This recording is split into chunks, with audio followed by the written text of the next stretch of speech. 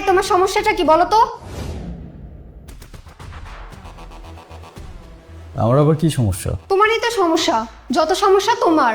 আচ্ছা, তুমি কেন চিৎকার করছো আমি তো সেটাও বুঝতে পারছি না। কি হয়েছে? কিসের কথা বলছো?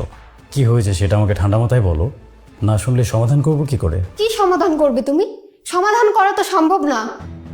কি এমন সমস্যা হয়ে গেছে যেটা সমাধান করা সম্ভব না? হ্যাঁ, সমাধান করা সম্ভব না, কারণ সমস্যাটা তুমি নিজে। তুমি আমার সাথে এভাবে কেন কথা বলছো? যদি কোনো বিষয় নিয়ে সমস্যা থাকে সেটা তো আমাকে সরাসরি বলতে হবে নাকি? গতকাল কি করেছো বলো? গতকাল কি করেছি? হ্যাঁ, কি করেছো? এটা তুমি কোন ধরনের প্রশ্ন করলে? গতকাল আমি 100 রকমের কাজ করেছি। গতকাল আমি কি করেছি প্রশ্ন করলে আমি কি উত্তর দেব? যে বাজে কাজটা করেছো সেটার কথা বলো। বাজে কাজ? বাজে কাজের মাঝে গতকাল ড্রাইভার খুব রাফলি গাড়ি চালিয়েছে, এজন্য ওকে একটু বকা দিয়েছি। তাছাড়া আর কোনো বাজে কাজ করেছি বলে আপাতত মনে পড়ছে না। এখন সাধু সাজার চেষ্টা করছো। আমি কোনো কিছু সাজারই চেষ্টা করছি না। যদি তোমার মনে হয় কোনো কিছু নিয়ে কোনো সমস্যা হচ্ছে তাহলে তোমার সেটা আমাকে সরাসরি বলতে হবে। গতকাল কার সাথে কফি খেয়েছো? গতকাল বিজনেস পারপাসে অনেকের সাথেই কফি খেয়েছি। কার নাম বললে তুমি বেশি খুশি হবে বলো? তুমি না কোনোদিনও শুধরাবে না। আমি এক্ষুনি আমাদের বাড়িতে চলে যাব। তোমাদের বাড়িতে যাবে মানে? তোমাদের বাড়ি কোনটা? আমাদের বাড়ি কোনটা তুমি জানো না? আমি যতদূর জানি এখন তো এটাই তোমার বাড়ি, এটাই তোমাদের বাড়ি। আর তোমার কোন বাড়ি আছে সেটা তো আমার মাথায় ধরছে না। আমার বাবার বাড়ি হচ্ছে আমার বাড়ি, আর এটা আমার বাড়ি না, কারণ এখানে অশান্তি ছাড়া আমি আর কিছু পাইনি। অশান্তি বা শান্তি যেটাই পাও না কেন, এটাকে যে তুমি নিজের বাড়ি মনে করো না সেটা জেনে খুব অবাক হচ্ছি। কথা ঘোরানোর একদমই চেষ্টা করবে না বলছি। না, আমি কথা ঘোরানোর চেষ্টা করছি না। তুমি যেভাবে মিন করছো সম্ভবত কোনো মেয়ের সাথে আমি কফি খেয়েছি কিনা সেই বিষয়ে তুমি কথা বলছো। যদি আমি সেটা করেও থাকি সেটা স্বীকার করার সৎসাহস আমার আছে। আর যদি এমন কিছু আমি না করে থাকি তাহলে সেটা আমি তোমাকে বিশ্বাস করাবো কিভাবে বলো? তুমি মিথ্যা বলবে, তোমাকে বিশ্বাস করবোটা কিভাবে? তুমি কোনো মেয়ের সাথে কফি খাওনি, এটা তুমি প্রমাণ করতে পারবে? যে কাজটা আমি করেছি সেটা আমি প্রমাণ করতে পারবো, কিন্তু যে কাজটা আমি করিনি সেটা যে আমি করিনি সেটা কি করে প্রমাণ করব? আর আমি যে এই কাজটা করেছি সেটার কোনো প্রমাণ তোমার কাছে আছে? প্রমাণ থাকলে বলো, কার সাথে কফি খেয়েছি আমি একটু জানি। অপরাধ করেছো, এখন আবার বড় বড় কথা বলছো। আমি এক্ষুনি আমাদের বাড়িতে চলে যাব, তুমি আমাকে আটকাবে না। দেখো, তুমি যদি চলে যাও তোমাকে আটকানোর মতো শক্তি আমার নেই। আমি চাইলেও তোমাকে আটকে রাখতে পারবো না, কারণ মানুষ কখনো মানুষকে আটকে রাখতে পারে না। তুমি চাইলে চলে যেতে পারো, কিন্তু এত ছোট একটা বিষয় নিয়ে তুমি অশান্তি করে চলে যাচ্ছ, পরবর্তীতে সম্ভবত এজন্য তোমার আফসোস করতে হবে। আর ছোট্ট একটা বিষয় নিয়ে অশান্তি করে তুমি যেখানেই যাও না কেন, আমার মনে হয় না তুমি খুব বেশি শান্তিতে সেখানে থাকতে পারবে। কি বললে তুমি? আমাদের বাড়িতে আমি শান্তিতে থাকতে পারবো না? এখন এখান থেকে তোমার যেমনটা মনে হচ্ছে যে বাবার বাড়িতে গেলে তোমার অনেক সুখ শান্তি হবে, বাস্তবে তেমনটা নাও হতে পারে। তুমি কি মনে করছো আমার বাবা মা আমাকে ফেলে দেবে? না, ফেলে দেবে না। ফেলে দেবে কেন? যতক্ষণ পর্যন্ত তুমি আমার স্ত্রী ততক্ষণ পর্যন্ত তাদের তোমাকে ফেলে দেওয়ার কথা না। মানে তোমার সাথে আমার বিচ্ছেদ হয়ে গেলে কি আমার বাবা মা আমাকে ফেলে দেবে? সেটা তো সময় বলে দেবে। তুমি কিন্তু খুব বাড়াবাড়ি করছো এখন। আমি আমার বাবা মায়ের কত আদরের সন্তান সেটা কি তুমি জানো না? তোমাকে ফেলে যদি আমি এখন চলে যাই, আমার বাবা মা আমাকে সারা জীবন দেখে শুনে রাখবে। হ্যাঁ, আর তোমার এই ভুল ধারণাটার জন্যই তো তুমি যখন তখন আমার সাথে অশান্তি করার সাহসটা পেয়ে যাও। যদি বাস্তবতাটা বুঝতে পারতে তাহলে অন্তত এত ছোট ছোট বিষয় নিয়ে তুমি আমার সাথে ঝগড়া করতে না। বাস্তবতা কি? কি বাস্তবতা? বাস্তবতা হচ্ছে তুমি যদি মনে করো যে এই পৃথিবীতে বাবা মার চেয়ে আপন কেউ নেই, তাহলে সম্ভবত তুমি এখনো পৃথিবীটাই দেখোনি। নারী হয়ে জন্মেছ, তোমার বিয়ে হয়েছে, এখন হাজবেন্ডের বাসায় আছো, বাকিটা জীবন এটাই তোমার নিজের বাসা।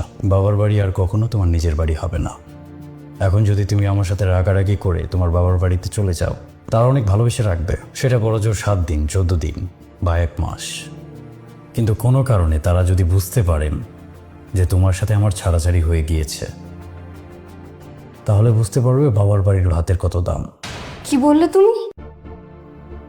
আমাকে ভাতের খোঁটা দিলে? আমি তোমাকে ভাতের খোঁটা দিলাম না, আমি শুধু তোমাকে বাস্তবতাটা বোঝাচ্ছি। তুমি বলছো আমার বাবা মা আমাকে ফেলে দিবে? শুধু একটা মেয়ে না, একটা ছেলেও যদি 30 বছরের পর বেকার হয়ে বাবার বাড়িতে বসে থাকে, তাহলে বোঝা যায় বাবার বাড়ির ভাতের কত দাম। 30 বছর বয়সী কোনো বেকার ছেলেকে কখনো দেখেছো? সে যখন খেতে বসে তখন জুতোর বাড়ি, ঝাড়ুর বাড়ি, ঢিল যে কোনো জায়গা থেকে উড়ে আসতে পারে। আর বাসি ভাত খাওয়া তো তার জন্য সাধারণ একটা ব্যাপার। এটা কিন্তু সেই বাবা মায়ের বাড়ি যে বাবা মায়ের বাড়িতে এই সন্তান ছোটবেলা থেকে অনেক ভালোবাসায় মানুষ হয়েছিল। ছেলে হয়েই যদি এতটা কষ্ট সহ্য করতে হয়, সেখানে একজন মেয়ে যদি অসহায় হয়ে সবকিছু ছেড়ে ছুড়ে বাবার বাড়িতে চলে যায়, তার কতটা মূল্য সেখানে থাকে তুমি বলো। নিজের চিরচেনা বাবা মায়ের অচেনা রূপটা তো তখন দেখা যায় যখন তোমারই কোনো ভাই বা বোন তোমার থেকে বেশি অর্থ উপার্জন করে। একই বাবা মা তার দুজন সন্তানের দিকে তখন দূরদৃষ্টিতে তাকায়। বাবা মায়ের সেই দুই সন্তানের প্রতি তাদের ভালোবাসায় থাকে আকাশ পাতাল তফাৎ। কম উপার্জন করা ভাই বা বোনকে প্রতিনিয়ত বেশি উপার্জন করা ভাই বা বোনের প্রশংসা শুনতে হয়, আর তার সাথে নিজের নিন্দা। তোমার বাবা মা তোমাকে অনেক ভালোবেসে মানুষ করেছে, এটা সত্য। নিজের মেয়েকে বাবা মা কেনই বা ভালোবাসবে না? কিন্তু যখন তোমার বিয়ে হয়েছে, তোমার আরেকটা পরিচয় হয়েছে। বিয়েটাকে তোমার যে বাবার বাড়িটাকে ফেলে এসেছো, আর কোনোদিনও সেই বাড়িটাকে তুমি ফিরে পাবে না। তোমাকে কিন্তু আমি অসহায় বোধ করানোর জন্য কথাগুলো বলছি না। এটা শুধু তোমার ক্ষেত্রে না, পৃথিবীর প্রত্যেকটা মানুষের ক্ষেত্রে ঘটনাটা একই ঘটে। সময় কখনো না কখনো ব্যাপারটা তোমাকে বলে দেবে, সেটা নিশ্চিত। যদি আমি তোমার কথা মেনেও নেই, ধরে নিলাম আমার বাবা মা আর এই পৃথিবীতে বেঁচে নেই, তাই কি আমি এতিম হয়ে যাব তোমার মনে হয়?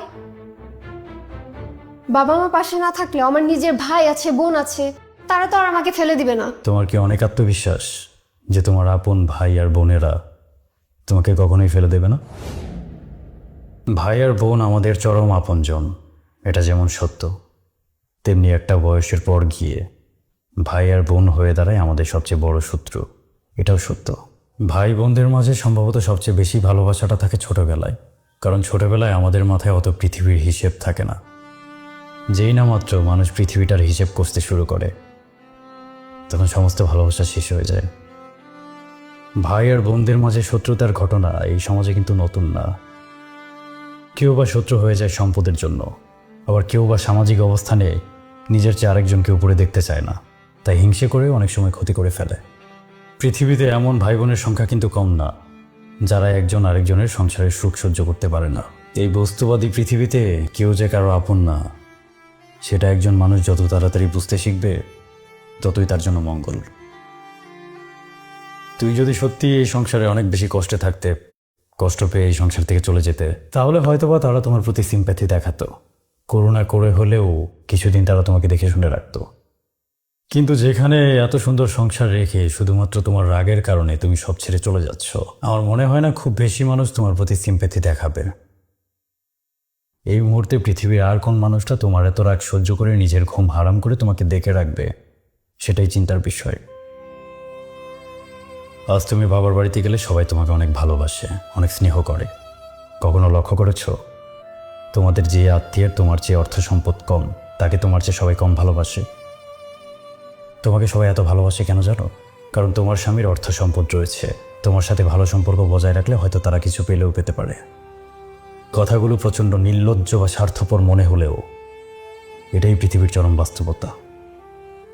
যেদিন এই পৃথিবীর মানুষেরা বুঝতে পারবে যে তোমার মাথার উপর কোনো ছায়া নেই, তোমার মাথার উপর তোমার স্বামী নেই, আমি নেই, সেদিন দেখবে হঠাৎ করেই সবার ভালোবাসা তোমার উপর থেকে উধাও হয়ে যাবে। তোমার যে আত্মীয়কে একবার কল করলে এখন দৌড়ে চলে আসে তোমার কাছে, হঠাৎ দেখবে তাকে শত শত কল করছো, সে রিসিভ করছে না। তোমার যে আত্মীয় বাড়িতে গেলে তোমার পছন্দের খাবারগুলোকে রান্না করে তোমাকে খাওয়ায়, হঠাৎ দেখবে সে আর তোমার পছন্দের কদর করছে না। যে বাবা মা পান থেকে চুন খসলে তোমাকে নিয়ে অস্থির হয়ে যায়, রাতের পর রাত তুমি কাঁদবে, সেই বাবা মা তোমার খোঁজ নেবে না। এই পৃথিবীটা শুধু আমাদের প্রতি প্রত্যাশা করেই বসে থাকে। মা বাবা, ভাই বোন, আত্মীয় স্বজন, কেউ যে আপন না জীবনের একটা সময় এসে সেটা বোঝা যায়। পৃথিবীটা শুধু তোমার কাছে প্রত্যাশা করেই বসে আছে, যাকে যত দিতে পারবে সে তত ভালোবাসবে। দেওয়া যেদিন বন্ধ হয়ে যাবে সবার ভালোবাসা শেষ। প্রশান্তির বিষয় তো এটা যে এমন স্বার্থপর পৃথিবীতে তোমার এত রাগ ক্ষোভ আমি সহ্য করছি। যদি আমার দোষ থাকে তুমি আমার সাথে ঝগড়া করতে পারো, আমাকে ছেড়ে যাওয়ার অধিকারও তোমার রয়েছে, কিন্তু বাবা মা ভাই বোন আত্মীয় স্বজন এদের ভরসায় যদি তুমি আমাকে ছেড়ে যাও তাহলে সম্ভবত সেটা বোকামি হবে। মন খারাপ করো না, আমি তোমাকে কথাগুলো কষ্ট দিয়ে বলতে চাইনি। ঠিক আছে, তুমি যেহেতু সলভ করতে পারছো না, আমি আমার জায়গা থেকে ব্যাপারটাকে সলভ করার চেষ্টা করব। আমি যে অন্য কোনো মেয়ের সাথে কফি খেয়েছি এই কথাটা তোমাকে কে বলেছে বলো তো? জি বলু, বলেছে কেউ একজন। মাহবুব ভাই বলেছে, তাই তো? তোমার বড় বোনের হাজবেন্ড, তোমার খুব শ্রদ্ধেয় দুলা ভাই, যাকে তুমি প্রচণ্ড বিশ্বাস করো, জনাব মাহবুবুর রহমান মাহবুব, যে দিনের মধ্যে খুব কম সত্য কথা বলে, সেই তো এই কথাটা তোমাকে বলেছে, তাই না? তার অফিস আমার অফিস থেকে 2 মিনিটের হাঁটা পথ, কিন্তু তার মানে এই না যে সে আমার সম্পর্কে সব কিছু জানে। আর তার মানে এটাও না যে আমার উপর গোয়েন্দাগিরি করানোর জন্য প্রতিনিয়ত তুমি তাকে ফোন করতে থাকবে। আমি যদি এখন তোমাকে জনাব মাহবুবুর রহমান মাহবুবের সামনে নিয়ে দাঁড় করাই আর তার কলার ধরে তাকে জিজ্ঞেস করি যে আমি কার সাথে কফি খেয়েছি প্রমাণ করে দেখান, তখন সে কি করবে জানো? তখন সে তার ময়লা দাঁত দুটো বের করে হেসে দিয়ে বলবে, নিজের শালীর সাথে কি আমি এতটুকু মজাও করতে পারি না? সে কিন্তু সবকিছু হেসে উড়িয়ে দেবে, কিন্তু তার কথার উপর বিশ্বাস করে তুমি কিন্তু আজ আমাদের সংসারটা নষ্ট করতে বসেছো। একটা মানুষের করা জঘন্য একটা মজার জন্য তুমি যদি আজ সংসারটা নষ্ট করে ফেলতে, ভবিষ্যতে নিজেকে ক্ষমা করতে পারতে? তার মানে তুমি কোনো মেয়ের সাথে কফি খাওনি? মাহবুব ভাই আমাকে মিথ্যা কথা বলেছে। সে যে কত বড় মিথ্যেবাদী এটা আমি আরো 2 বছর আগে থেকে জানি। আমি মাহবুব ভাইকে এক্ষুনি কল করছি, তাকে একটা শিক্ষা দেওয়া দরকার। সেটা হবে তোমার ইম্যাচিউরিটির লক্ষণ। কেন ইনম্যাচুরিটি কেন? তুমি যদি কখনো বুঝতে পারো যে তোমার কোনো আত্মীয় স্বজন তোমার ক্ষতি চাচ্ছে, তুমি শুধু তাদের থেকে নিজের দূরত্বটা বজায় রাখবে, তাদের সাথে গিয়ে ঝগড়া করবে না। এত কথার মাঝে আমি কিন্তু একটা বারের জন্য বলিনি যে তুমি তোমার বাবা মা ভাই বোন আত্মীয় স্বজন বা তোমার মিথ্যেবাদী দুলা ভাই কারোর সাথে সম্পর্ক রাখবে না। তুমি সবার সাথে সম্পর্ক রাখবে, সবার সাথে কথা বলবে, কিন্তু তুমি তাদের কারো কথা প্রয়োজনের চেয়ে বেশি কানে নেবে না। আর যদি নাও, তাহলে যে আগুনটা জ্বলবে সে আগুনে সবচেয়ে বেশি তোমাকেই পড়তে হবে।